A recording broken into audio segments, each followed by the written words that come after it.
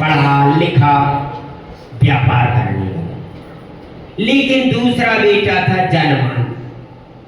क्या था?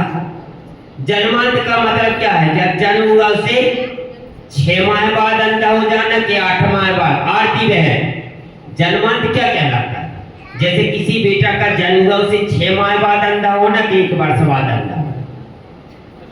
जन्मांत क्या कहता है?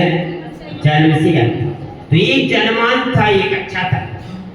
अब वो पढ़ने लिखने में निपुण हो गया और पिताजी का हाथ बटाने लगा व्यापार में, और उसकी शादी भी हो गई। अब दूसरा, लेकिन पिता को दुख था। लेकिन गुण सम्य है, वो अंधा जरूर था, लेकिन गाना बजाना जिस समय गाता था तो मोहल्ला की आ जाती थी। तो पिता भी कहते थे कोई बात नहीं बेटा, जितना है अपना खा पी और थोड़ी हेल्प करी तो करी, नहीं तो जनता जुड़े में बोलने को। अब शादी हो गई, दोनों भाइयों में प्रेम। माँ पहले खत्म हो गई थी, अब पिता अकेला बचा। लेकिन भगवात्मा हो कि महिलाओं को जो भर भर देवे, कौन की सुनने वाली? मेनका गांधी इतना अच्छा बोलती थी। जैन धर्म की इसने हमेशा विशेषता की, रात्रि भोजन तक का बताया नहीं करना चाहिए, जैन मुनि की अति विशेषता की। लेकिन कहा है सब कुछ किसी को अच्छा बुलाओ, स्वागत करो, सत्कार कर दो, और अंत में एक चांटा मार दो, तुम्हारा स्वागत सत्कार बेकार। और उसने अंत में बताओ पंख के पीछे क्या बोल दिया। तो ऐसे ही हुआ है, भाभी बहुत चाहती थी देवर को, पड़ोसन ने भर दिया कि बताओ ये अंधा कुछ नहीं करता, तुम्हारा पति कमाता है, हिस्सा बटेगा तो ये अंधा याद है। लोग मोहने हिस्सा बट दो का हो तो नहीं हो तो वैसे ही आओ। अब बार बार कहे हिस्सा बटे हिस्सा बटे, अंत में उसने ओपन नहीं कहे, पति को आगे करवा दिया। सोनिया गांधी मनमोहन को तो आगे करती थी, अपन कब रहे। किसी ने पूछा प्रधानमंत्री मनमोहन जी 10-10 कितनी होती? समझ नहीं आता, होते तो 20 एक बार। हम सोनिया दीदी से भी पूछा था, क्या करे बेचारा, गवर्नर था, सब कुछ था, लेकिन तब तो ऐसी स्थिति, यहाँ ऐसी स्थिति होती है। वो दब गया था पत्नी को, वो बात तो है ही है ऐसी स्थिति। अभी चर्चा हो रही थी, मैंने कहा बापात्माओं जितना सम्मान, अभी जो महिला मंडल की अध्यक्षा बोल रही थी उमा भारती जैसी दहाड़ रही थी, हमने अभी उमा भारती जैसी ने दहाड़, है ना। अभी सुन लो, जितनी जैन महिलाओं को आज सुख सुविधा है इतनी प्राचीन में नहीं थी। प्राचीन में 89-90 में तक ताड़ना दी जाती थी। आज हाँ अभी भी हो सकती है, लेकिन 90% महिलाएं आराम में हैं। 90% बहनें बिटियां की शादी अच्छी संपन्नता में हो रही। एक बूढ़ी को, एक लड़की को कुमारी नहीं मिल पा रही, और एक 3 विवाह वाली कुमार लड़की से शादी। इतनी सबका चाह है, अच्छी मकान मिल रही, अच्छी वो हो रही है। अब डायरेक्ट सभी लोग क्या चाहते हैं, हमें द्रौपदी मुर्मू बन जाएगा, सबका एक सा नहीं। तो यहाँ बात चल रही है, वो बार बार अब कहता पिता से, पिता इस भाई का हिस्सा बांट करो, इसको अलग करो। पिता बेचारा पिता ही होता है, उसको तो संतान सभी बराबर होती है, लेकिन पिता भी ऐसा नहीं था बोलती। बोले बेटा ठीक है हिस्सा बांट होगा, तुम तो कमा रहे हो और हमारे यहाँ भी ठीक है, तुम जाओ 3 वर्ष के लिए हम तुमको 50,000 रुपया दे रहे हैं, तुम जो भी कमा करके आ जाना। वो अंधे से कहा बेटा भेजना नहीं चाहते, लेकिन तू 10,000 रुपया दे और तू भी 3 वर्ष में आना, लेकिन दोनों मिलना नहीं, एक पूर्व एक पश्चिम, और धोखे में टकरा जाओ भी तो बात नहीं करना, बोलना नहीं, अलग रास्ता से निकलना। दोनों ने कहा ठीक। अंधा जाना नहीं चाहता था, लेकिन अनपढ़ था, लेकिन पिता आज्ञा का, और लेकिन फिर भी जानता था हम तो पेट भर ही ले। उसके अंदर आत्मविश्वास कि हमें तो वैसे ही चाहते था, लेकिन इसके अंदर ममकार था कि मैं ही अंधे को खबा रहा हूं, उस भावच को तब मैं ही कर रहा हूं। अब वो चला गया, 3 वर्ष में उसने 1.5 लाख रुपया कमा दिया, है ना। और कुछ आभूषण भी जितनी थोड़ी का दो ले ली होंगे, साड़ी ले ली, यानी घर के लिए कुछ ले आया। अब पिता इंतजार में था कि 3 वर्ष में बताओ जी तो आ गया, और बेचारे मेरी अंधे का क्या हो गया हो। लेकिन यहाँ तो इतना कमाया, वो अंधा गया, एक राज दरबार में उसने अच्छा सुंदर गाना गाया, रानी राजकुमारी मोहित हो गई। राजा ने दरबार में बुलाया और गाओ।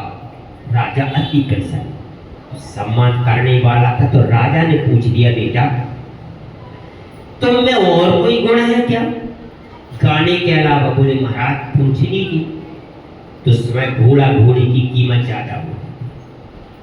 तो राजा ने कहा बताओ सूरदास, ये घोड़ी बहुत अच्छी लगी, हमने खरीद ली है, इसमें कुछ गुण है क्या? उसने जो कुछ हाथ से देखा होगा जन्मान था। बोले महाराज घोड़ी तो बहुत अच्छी, लेकिन आपने थोड़ी कमी कर दी है, अच्छी नहीं होना चाहिए राजा के हिसाब से। बोले क्या है? बोले ये खूब सड़क पर चलती रहेगी, लेकिन जब जलाशय में जाएगी तो बीच पानी में बैठ जाएगी। तो राजा ने कहा देखा ट्राई करते। तो राजा के यहाँ तालाब ही होती थी, राजा स्वयं बैठा और जैसे ही वो बीच में गई वो बैठ गई। यार सूरदास ये कैसे जानते? बोले है अनुभव। बोले बताओ। बोले महाराज जब यह छोटी थी घोड़ी, जन्म हुआ तो इसकी माँ खत्म हो गई, तो इसको उसके मालिक ने भैंस का दूध पिलाया, और भैंस को क्या सड़क पर संग बैठना, क्या है पसंद? सड़क का है पानी, तो वो घोड़ी भी पानी में बैठ गई। इसके बाद बोले अच्छा दिमाग। बोले और बोल। बोले और क्या? बोले हमें रत्न खरीदना है, ये बतलाओ असली नकली कौन है? उसे कहा ठीक है, रख दो पत्थर पे, हथौड़ी लाओ। हथौड़ी लाओ, यो यो मारता गया, जो टूट गए बोले नकली, जो बोले नहीं टूटे बोले जी असली। अभी राजा ने सब मान्य किया। बोले बस अभी एक परीक्षा रह गई सूरदास। बोले हमारी रानी है, तो रानी का जरा परिचय तो बताओ। बोले ठीक है। रानी अंदर थी, उसने नहीं देख पाया, राजकुमारी आ गई होगी कि कौन है। रानी क्या कर रही थी? अच्छी साड़ी को घड़ी लगा लगा रख रही थी ऐसी खुद, और ये तो सूरदास थी, वो पहले ही कक्ष में थी, और जी गया सो उसकी साड़ी में पैर पड़ गया, रानी की साड़ी। उस रानी ने बोला क्यों रे अंधा दिखता नहीं है?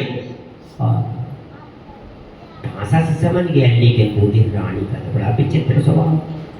तो उसने रानी को 2 अंगुली दिखाई। बोले रानी 2 सीधा वापस। अब राजा से कहा महाराज हम देखा है रानी का स्वभाव। बोले कैसा है? बोले सब बता देंगे, लेकिन पहले तो हमें अभयदान मिले, नहीं तो हमारी तो हालत खराब हो जाए, वैसे ही हम अंधा है। तो बोले नहीं तुम्हारा कोई कुछ नहीं बिगाड़ेगा, सम्मान तो तुम्हारा हो नहीं। बोले महाराज रानी के पिता छत्री है, और ये दासी के गर्भ से दासी पे मोहित हो गए थे इनके पिता, तो इसकी माँ दासी है, तो इसका कुल ठीक नहीं है, कुल के संस्कार इसकी भाषा ठीक नहीं है, इसने अपशब्द हो गए। तो मैंने बताया 2 कहने तुम्हारी माँ अलग जाति की और पिता। तो राजा ने पता लगाया तो सत्य नहीं। अब राजा इतना खुश हो गया। बोले सूरदास कैसी है? तो उसने पूरी स्टोरी बता दिया, ऐसी ऐसी मेरी हालत। कहाँ के? बोले वहां। बोले मेरे राज्य में लगता, नदी के किनारे हम 15 एकड़ जमीन तुम्हारे नाम पट्टा बनवा रहे हैं, और तुमको 2 लाख रुपया और रत्नाभूषण, और वो भी ऐसे नहीं, हाथी पे तुम्हारे यहाँ से सम्मान भेज रहे हैं। अब गया वो तो 2-2.5 लाख कमा लगाया, वस्त्र लाए, आभूषण। जब राजा देखा, राजा के सिपाही, पिता, मोहल्ला वाली सब सूचना पे सूचना वहां भीड़ हो गई। तो भाई लज्जित। फिर इसके बाद उसने भाई के पैर पड़े, पिता के पैर पड़े। बोले बेटा क्या किया? उसने कहानी पहले नंबर पट्टा बताया, ये जमीन नदी के किनारे, ये आभूषण पर। बोले क्यों बेटा क्या है, किसने कमाया? बोले बस पिताजी अब लज्जित मत करो। फिर बहू को बुलाया, बोले सब तेरा है, उसको क्या ले जाना। तब उसने क्षमा याचना। तो माताओं बहनों, ये कार्य हम कर रहे हैं, हमारी पीढ़ी आएगी। तुम्हारा यहाँ ये बताइए, एक बेटा है, अब तुम्हारे पति को जाना है मामा कहाँ, जीजा कहाँ, अब तो कौन और दो होती तो एक तो बैठता। मुनियों को तो कहती एकल विहार में रहो, वो अपना एक बेटा चाहे। हम एकल विहारी को नमन नहीं करें, हम भी कहेंगे ये कहाँ जे है। तो कल के दिन चाचा का रिश्ता नहीं जानेगा, ताऊ का नहीं जानेगा, मौसी का नहीं जानेगा, कौन सा रिश्ता जानेगा। वो कहेंगे मम्मी मौसी क्या होती है, ताऊ क्या होती है, बुआ कैसी होती है, फूफा क्या होते हैं। तो शुद्धोधन जैसा समझाओगे, वैसे महात्मा बुद्ध को अंदर रख दिया था। उनके माता पिता ने के बैराग ना हो, एक व्यक्ति बीमार हो गया। बोले कि बीमार क्यों होता है, और इसके बाद एक व्यक्ति और भी हो गया, अस्पताल जाने लगा। बोले अस्पताल क्यों जाने लगा। एक व्यक्ति खत्म हो गया, बोले खत्म क्यों हो गया। अभी पिता परेशान थे, बता। तो प्यारी आत्माओं, ये मान्यता को हटा दो। ये पीढ़ी दर पीढ़ी, तुम्हारी चौथी पीढ़ी, पांचवी पीढ़ी, एक समय चेरियों के लिए बहुत बड़ी आपत्ति आने वाली। जब तक माता दो वाली सूत्र, एक वाली सूत्र रहेंगी। और भी हमने टीचर देखो जी कि ब्रिजपुर में एक 4 सप्ताह और कहे, हम तो कह रहे कोई चिंता न करो, कोई चिंता न करो, तुम 4 करो, 2 हमारे जिम में सौंपो। आहार जी में विद्यालय है, पुष्पगिरी में विद्यालय है, श्वेतांबर लोग भी है, उनको अच्छा पढ़ाया लिखाया जाएगा। ये गारंटी नान्यथा मुनि भाषणम, मुनियों के वचन असत्य नहीं होते। जो तुम पढ़वाओगे उससे कई गुना तुम्हारा बेटा पढ़ेगा और बेटी पढ़ेगी। इस मान्यता को समाप्त कर देना। प्रवचन का सारांश समझ चुके होंगे, शेष विषय बाद में अपार चल रही थी। अभी संचालक महोदय बोले महाराज को कैसा